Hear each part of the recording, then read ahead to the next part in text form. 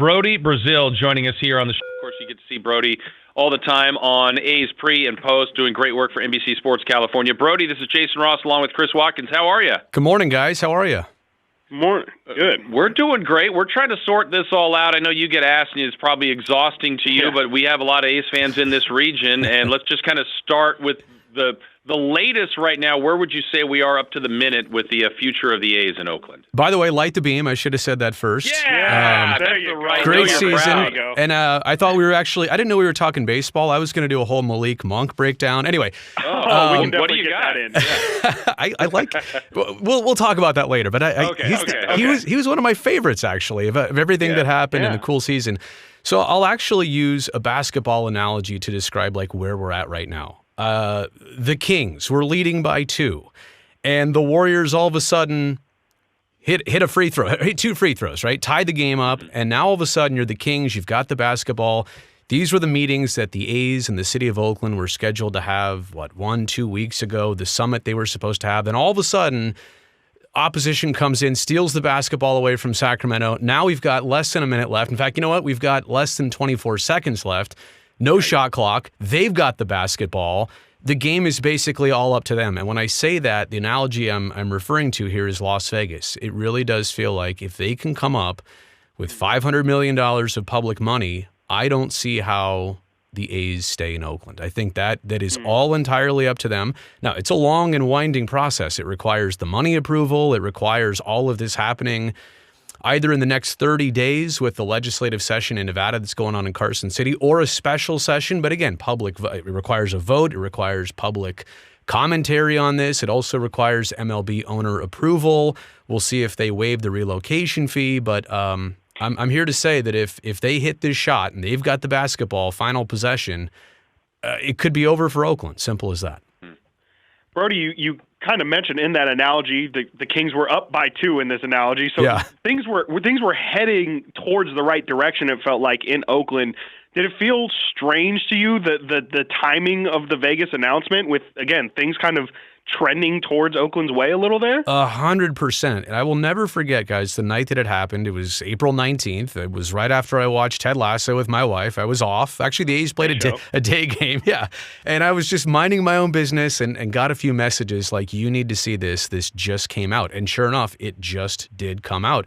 And we at this point, nobody knew that the A's in Oakland were scheduled in the next week, right? This was a Wednesday night. That next week, the next Tuesday, Wednesday, and Thursday, which were now last Tuesday, Wednesday, and Thursday, these two sides were supposed to get together to have this very high-level yes or no meeting.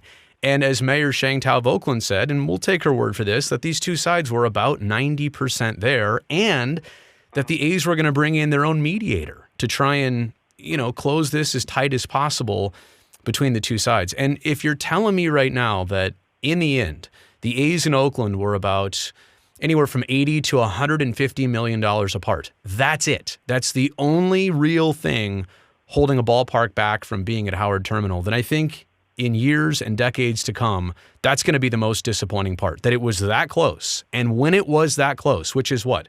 The average payroll for a major league team in one season, we were that close to decades of existence, another 50 years in a great spot, and everybody's happy, and we're that close, and they make the phone call to go the other way. There's a couple things in this I truly don't understand. That is right up there at the very top. On the other side of things for Vegas, you said basically if they hit some of these benchmarks, I mean, it obviously looks like this could be their team.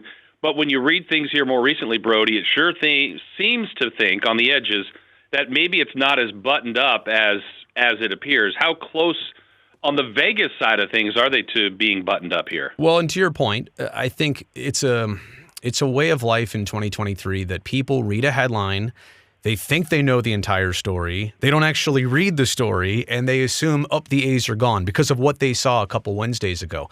That article, what it said was that the A's have agreed to purchase land.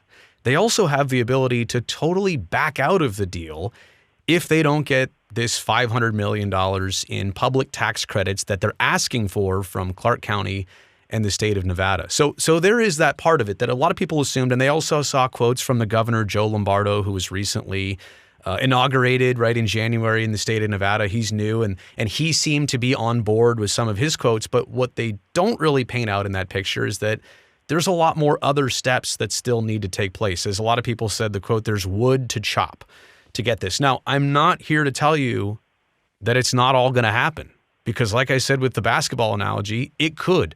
They could go down and hit that final shot. Oakland made a turnover.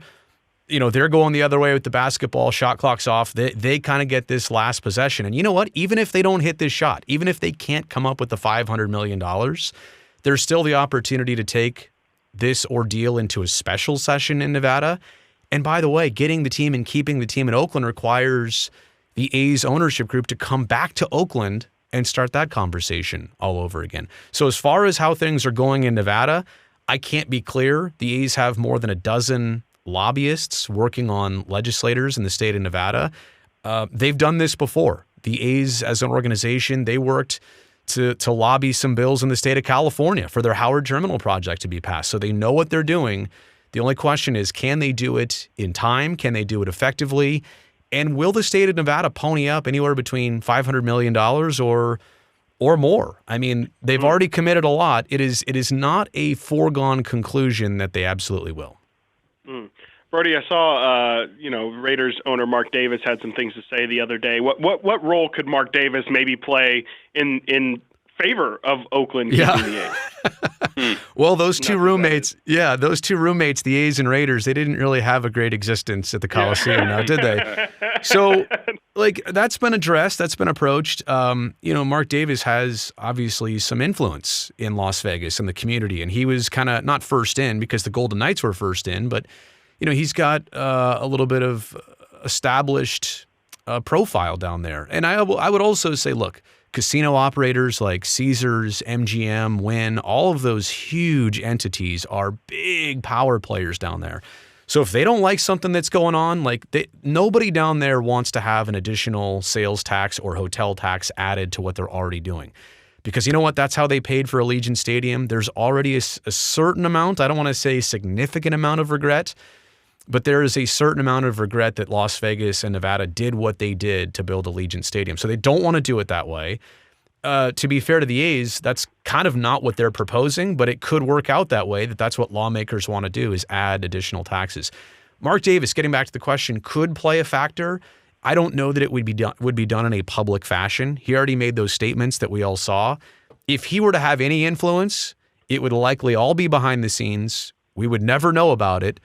But I agree, he could be some type of a factor, not only because of his past, but also think about the future. If you are Taylor Swift and you're going to come in and play a concert, well, I take it back. She's going to sell out Allegiant Stadium. Yeah. Right. Let's take a smaller band, pick your favorite smaller band, and they're looking for a 35,000 seat venue. Are they going to try and play at the A's new ballpark in the wintertime, like when they're not in season, or are they going to come try and play Allegiant Stadium? There's competition now for big venues. They never had a big one like Allegiant. Now they do. Now they're planning on and hoping on having two. Brody Bazile joining us. Brody, kind of a parallel to Sacramento. I know these cases aren't the exact same, but the Kings were going to leave. They were going to Seattle. Yeah. And maybe a two-parter here. They did have a commissioner in David Stern that wanted to keep the team here. So there were some pressures there.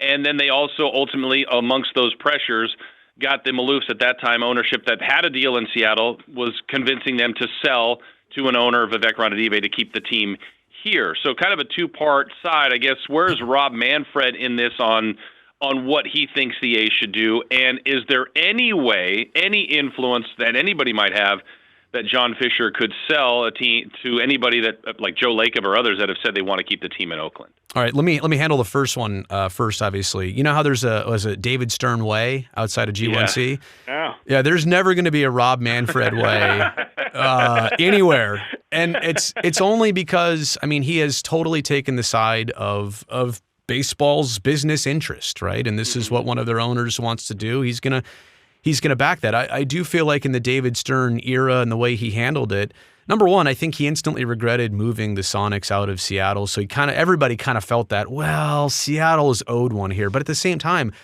I truly think in reverse, he made the best decision for basketball, right? And we'll still have, I'm sure in our lifetimes, we'll see the NBA back up in Seattle. But David Stern and Rob Manfred are not acting in the same way. I think the second part of what you asked there is that what would bring the A's to potentially selling the team? I don't, at this point, I don't even know. I don't know. Some things that have happened here, there is an opportunity to get out. We've heard standing offers of people, like Joe Lacob said he would want to buy the team. If it's not in their interest to sell, they may never do it. This may also, moving to Las Vegas, I mean, certainly it's going to increase the value of the franchise, which I think was recently estimated at $1.2 billion. Some people have said the value of the franchise, if you call Las Vegas home, instantly doubles overnight. So I don't know what could get it to that point. I will say this. Major League Baseball, I'll reverse. Rob Manfred had promised the A's that if they relocate to Las Vegas, they would not be subject to a $500 million relocation fee. Who promised that? Why that was a promise? I have no clue. But ultimately, when MLB owners get to voting on this, they're going to vote on not just the A's relocating to what would be baseball's smallest market, but also, can the A's go scot-free? Can they go without the $500 million fee? Because Las Vegas, we know MLB is going to expand by the end of this decade. Mm-hmm. Las Vegas would produce a $2 billion expansion franchise that somebody would pay for to get into baseball owning it. So would they really sacrifice that? I don't know. Last one for you, Brody. Sure. The A's, we're going to talk a little on the field stuff. The A's do we are on have track to? right. Wait. No, do we have to? Let's go back to Malik Monk. Exactly, those Malik Monk takes, please. The A's are on track right now for 130-plus losses. Are there any positive or possible victories that fans can take on the field, or is it all just kind of hoping for off-the-field victories? I would, at this point, suggest you turn on the TV, watch pre- and post-game. Help me out. That would be appreciated. Absolutely. No, but actually, I mean, if you can pick a day that Mason Miller is starting a game for Oakland, he has been electric, 3 starts in, throwing easy 100 out there. I mean, if the A's are to ever have another big three, Hudson, Mulder, and Zito, like he could be in that category of starting pitchers, I think, in the next couple of years. I've really liked Esteury Ruiz, probably on pace to, I don't know what the pace is, but he could easily steal 40 bags this year. He's been their leadoff guy, hitting real well with runners in scoring position. The problem is, I could go on and on here, but I could probably name you 3 or 4 bright spots, and that's it. And the real thing is that those bright spots are not, as you know with the record, are not producing anything meaningful. And you know, I'll say this last thing on the record. It is what it is, and the pace, is 130 losses. In any other season, this would be the headline. We would be talking about scores and scoreboards and standings. This season, based on the bigger picture, I can't say what I really want to say here because I know you'll have to bleep it. It doesn't mean you know what. It means nothing. The team staying in Oakland means everything. So I know the games are terrible to watch right now, but take it with a grain of salt because it matters not at all in the bigger picture.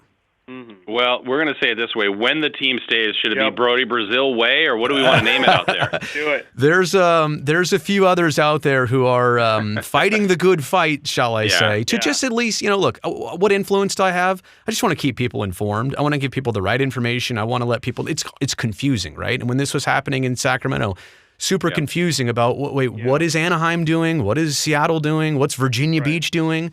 So I really want to make sure that people are at least up to date. They have a perspective. I am absolutely not a journalist.